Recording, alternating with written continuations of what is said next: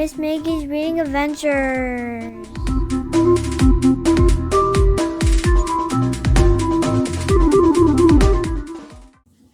Hello, fellow adventurers. It is so good to see you again. I hope you are doing well. I am so glad to have you here, helping spread the joy of reading to other adventurers just like you by sharing, liking, and subscribing to the video. Today, I have a question for you. Have you ever been asked to help a friend or parent, and maybe you think that what they want help with is not that important right now? Or that maybe you are having too much fun playing to stop and help?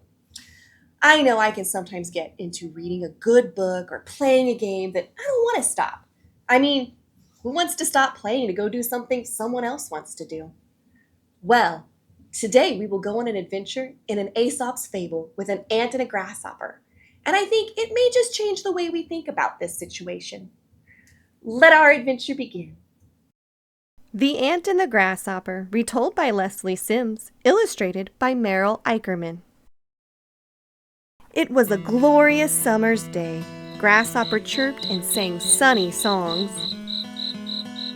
Ant was too busy to sing. He huffed and he puffed and he groaned as he hauled food away to his winter store. Grasshopper smiled and lay back on a leaf, drowsy and dozing in the sun. After a while, he called out to Ant.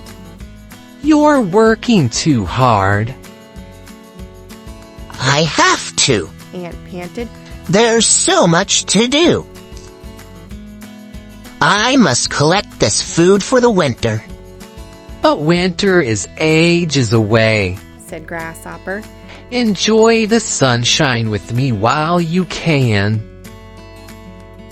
"Winter may seem ages away," Ant replied, "but it will come all too swiftly. If you don't work now, why, when the sun has long gone and the earth is sleeping, you will be cold and hungry." Grasshopper laughed and sang on. Ant huffed and he puffed and carried more corn.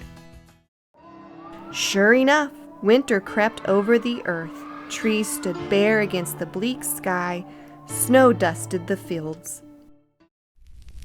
Tucked up snug in his little home, Ant looked at his food store and smiled. He had boxes galore, plenty to keep him fed until the spring buds blossomed.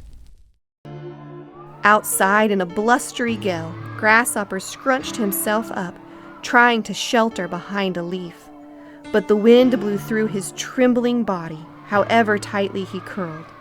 His tummy ached with hunger.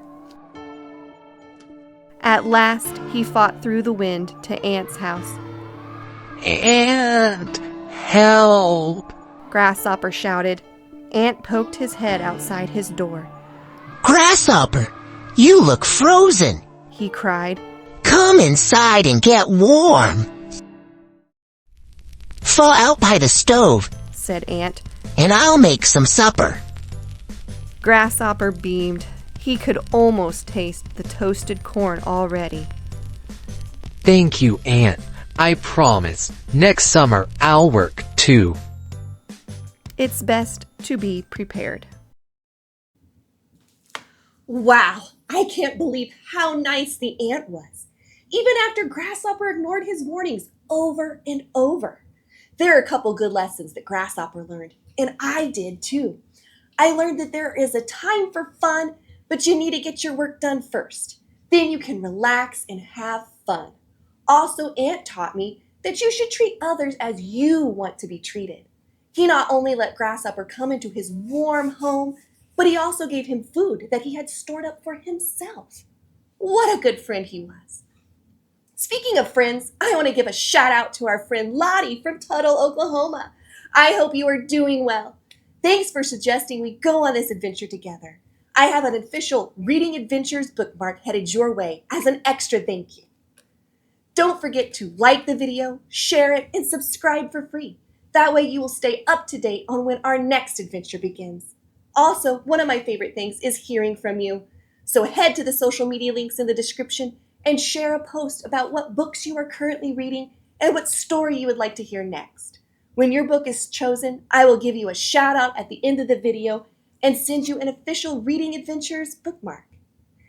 See you on our next adventure.